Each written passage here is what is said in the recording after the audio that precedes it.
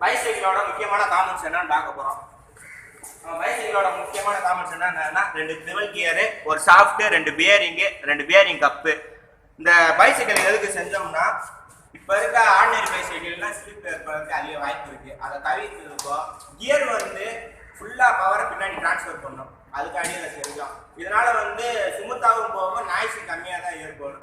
இதோட working principal என்னன்னு இப்போ பார்க்க போறோம். இப்போ நம்மகிட்ட 2 டுவெல் கியர் இருக்கு.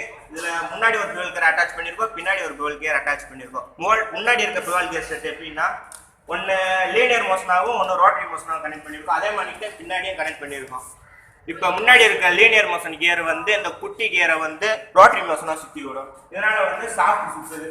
சாஃப்ட் சுத்துறதுனால பின்னாடி இருக்க லீனியர் பிவர் கியர் வந்து சுத்துறதுனால டயர் மூவ் ஆகுது. இதனால வண்டி மூவ் ஆகிட்டே இருக்கு.